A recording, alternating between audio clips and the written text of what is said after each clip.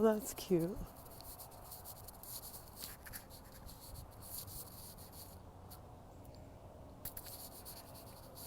Good morning.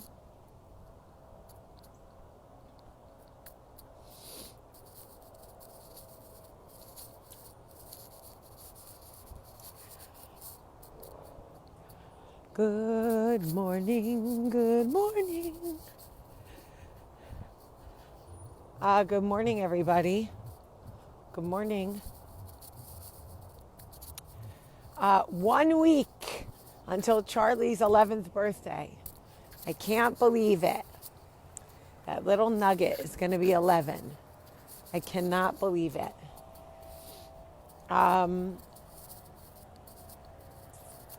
Gosh, when I started talking to you guys for Coffee Talk, she was so little. And now she's going to be 11. Craziness.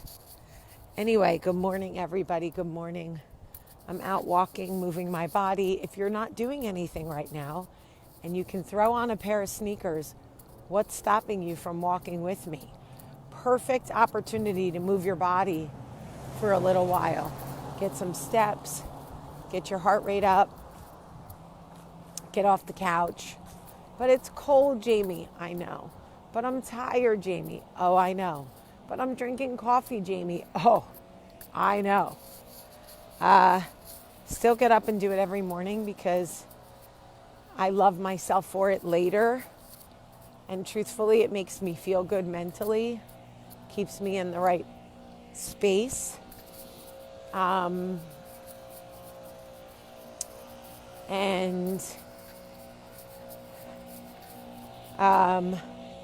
Don't go by my earbuds. I'm wearing like my super old ones because I couldn't find my AirPods.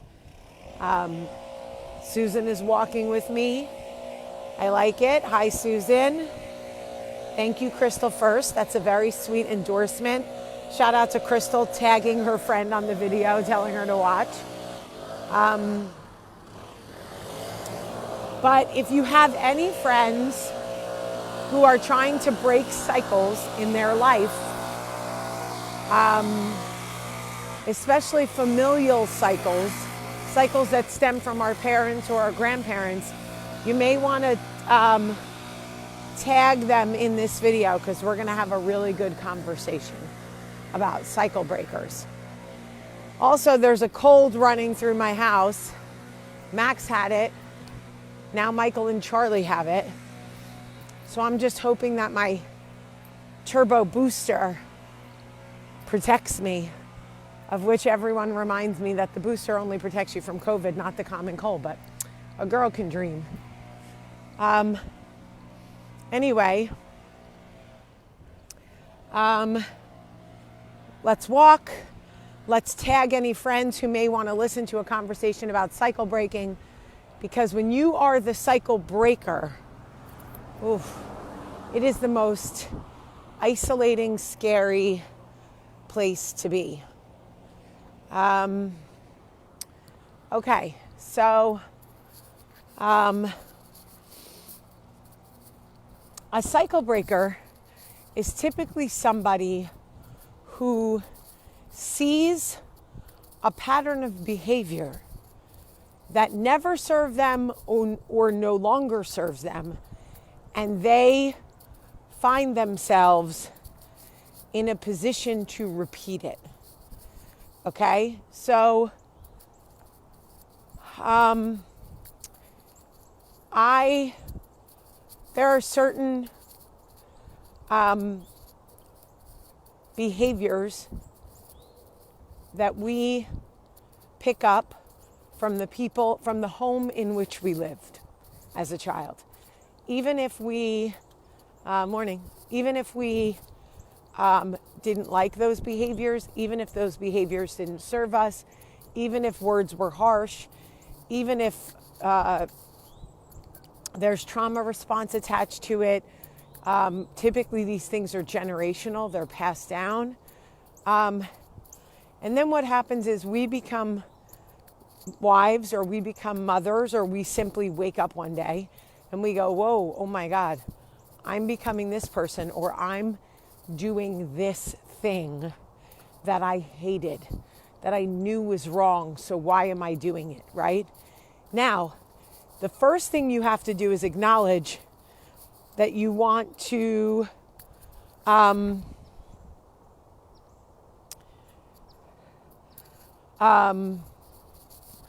all right, Jennifer, I do appreciate you spreading information on ear pods, maybe just not right now. And I didn't realize that you worked in radiation and ear pod technology, which is very amazing that you've studied this. But maybe shame us all for our ear pods and warn us later, because I'm wearing them right now. So making me feel bad about it right now is like, ugh.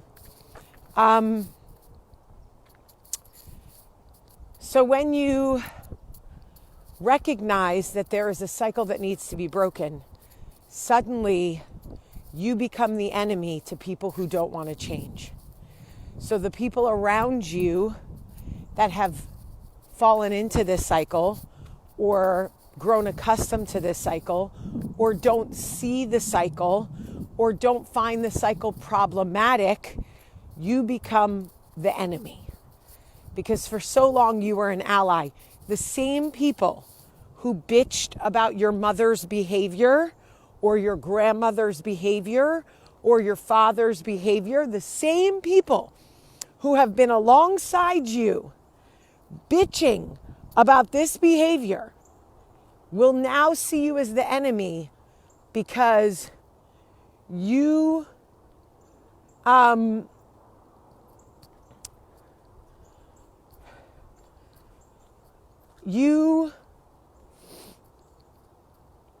are threatening them with change. And people who are not ready to change do not want to be uncomfortable. They don't want to ruffle any feathers. They don't want the confrontation.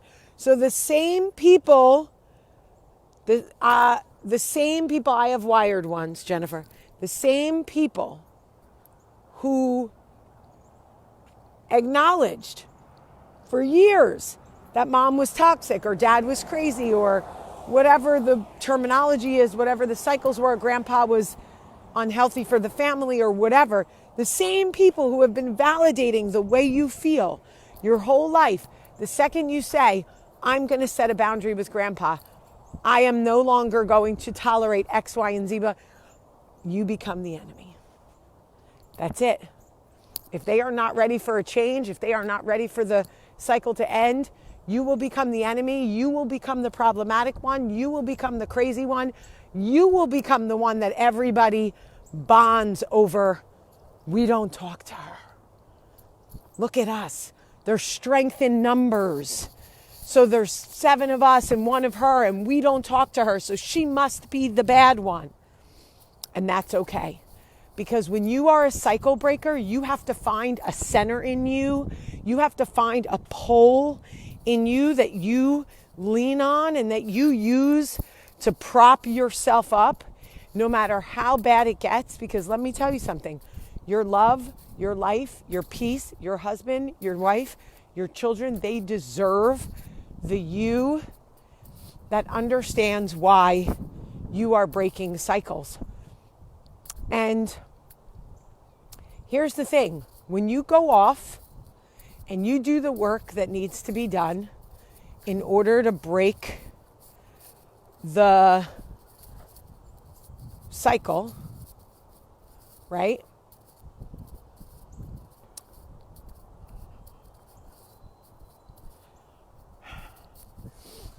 And you come back and you say, this behavior no longer works for me. I can no longer tolerate X. They will say you have changed. You're the one that changed. And this will be true. Because the old you would have tolerated it, accepted it, allowed it. Maybe you didn't even realize what it was because you were so used to it. And when you go away from it and you do the work and you come back and say, I would like to give this relationship a chance, but the fat shaming or the prying questions about my marriage or the talking about me to my children or whatever the toxic behavior that doesn't work for you is, this needs to change. I don't want that in my life anymore. They go, you changed. You think you're better than everybody. You're fancy now. Oh, you had a couple of therapy sessions and you think you know everything. We're your family. Who else is going to have your back if not for us? Like, y'all, I have read it all. I have heard it all. I have seen it all through Coffee Talk. The things that people say to their family members when they try to set boundaries. I remember when I first started Coffee Talk, maybe like a year into it, there was a girl, a teenage girl, older teenage, maybe 19, whose father would call her horrific names. Horrific. Like things you should never say to your daughter.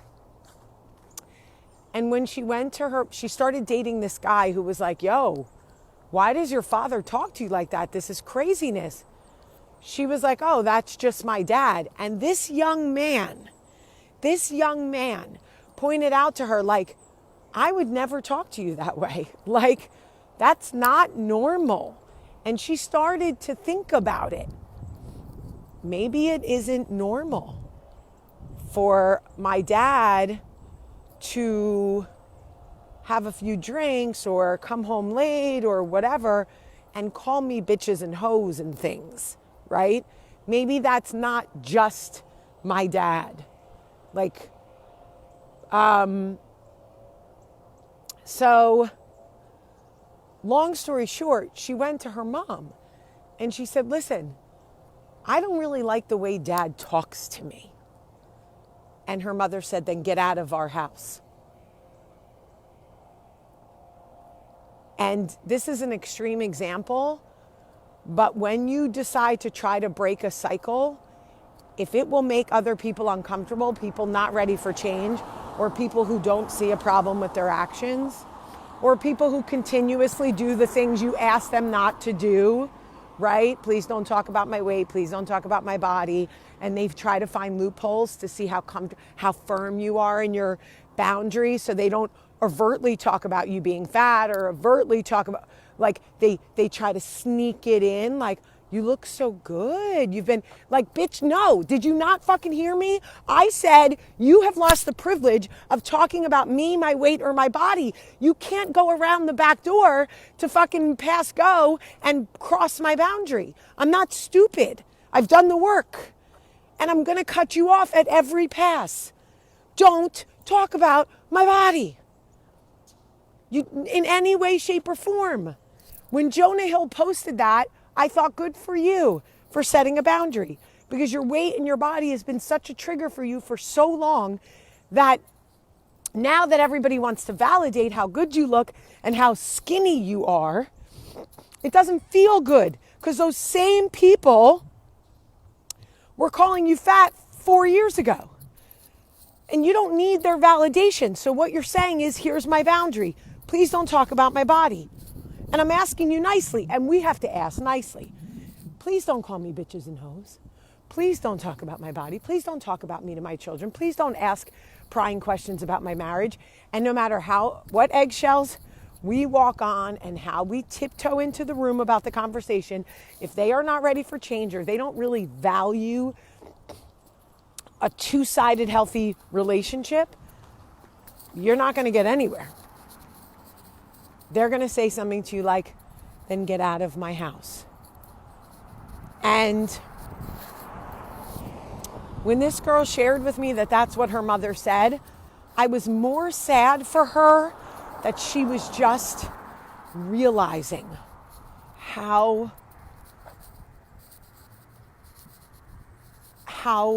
the dynamic really was. And that was heartbreaking to me, because I could hear it even through messaging, the pain of realizing oh my God, like I've been stuck in a cycle of abuse with these people and I didn't even see it because it was so second nature to me. And that is horrible. And I can't reiterate enough to you that you will be amazed at the same people who had problems with the behavior, who would sit around the Thanksgiving table with you and whisper about mom when mom was out of the room, like, oh my God, she's so toxic. Oh my God. They will suddenly become her best friend when you set boundaries. And you'll be looking around at like, who the fuck are y'all? You were saying the same shit for years. And I set the boundary and suddenly I'm problematic and there's strength in numbers and you're all doing so well. Like, unbelievable. Mina, don't listen to the stars thing. I've said it 1,000 times. That's a Facebook thing, not a Jamie thing. So, it's just unbelievable to me how many people want to break a cycle and they're so afraid to be the disruptor. Also, it is hard to be on the outs of a core family unit because society tells us that family is everything. And that's a construct, right? That's a construct. They tell women family is everything until you get married. Then you take a man and the Bible says that family unit is now the most important unit. Okay, construct. Let me get this straight. While I live at home with my parents or while I'm single, family is the most important thing ever. But now that I've become a concubine, now that I'm a wife, my priorities have to completely shift. And that has to be my only priority. I'm not traditional by any stretch of the imagination. And I kind of just feel and live and loyal to what I feel I want to live, love, and loyal to. But I got a little problem with the constructs of society, to be honest with you. Because there is a shame bubble that they want people to live in if they have to set boundaries with blood family. And it's like, listen, y'all, I get it. If you think family is more important than your mental and emotional health or your physical health, if you think you have to be subjected to abuse or secondhand abuse or whatever to prove that you can be part of a family unit, I am here to tell you, no, you don't. No, you absolutely do not.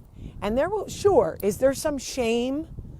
Is there some shame in being the person in the group that's like, I'm an orphan. I don't talk to anybody in my family. Sure, absolutely. But no more shame than admitting that you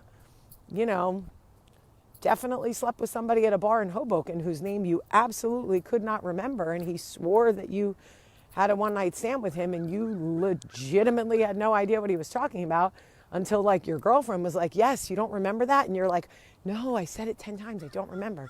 But okay. Because who hasn't done that in their life, right? So I'm just saying, what's more embarrassing? Having the people who claim they love you say hurtful things to you and belittle you and demean you and undermine you and manipulate you or not talking to them at all? I don't know. Actually, I do know. And it's A. So, look, this conversation isn't for everybody because here's the truth. You may have no cycles to break. You may be listening to me going, I don't understand what this woman is talking about at all. I have the most loving, supportive, wonderful families. My husband is amazing. My parents are phenomenal. My siblings are my best friends. And let me tell you, that exists because those are people who do the work. They want to be good people. They show up for each other. They keep their opinions to themselves. They don't manipulate. That exists. That exists. I want you to know that. When someone says, I don't understand why you have toxicity in your family, I don't understand why you don't speak to your mother, I don't understand, like my mother's my best friend, that's real. And that's what we all want for our children and our marriages and our friendships. So please know that when people say they don't have that in their life, they're being serious. They're not trying to be condescending. Not everybody needs to break cycles. Some people have beautiful, loving, supportive, wonderful, non-manipulative, mentally and emotionally healthy families. And that is what we are all, our generation, the 40-somethings, are trying desperately to create for our children. Period. I want you to know that I am walking in my neighborhood in my, hold on. Let me see if you guys can see this. In my Happy Holidays pajamas. I am walking in my Happy Holidays pajamas because I was lazy to change and because they're so freaking comfortable. And yes, you can get them at State of Style. And no, I'm not an infomercial, but I only promote things I absolutely love. I'm not a ad person. I don't make money off telling you guys, oh, I love that car, to buy things. But I will tell you, if you are looking for the most comfortable lounge pants, the most comfortable pajama pants, holiday pajama pants for Christmas cards or just whatever, the pajama pants on stateofstyleJewelry.com are the most, and they have pockets, y'all. They have pockets. I cannot even tell you how much I love them. I love them. Truly. Olivia wears them, Max wears them. We love them. If only I could get Michael in them, I could take a matching Christmas card. But he's not much into puppies with Santa hats. But I love you guys very much. And I think these conversations are healthy because it reminds you that you're not alone, in any of it. I love you, truly, and I hope you have a great, great day.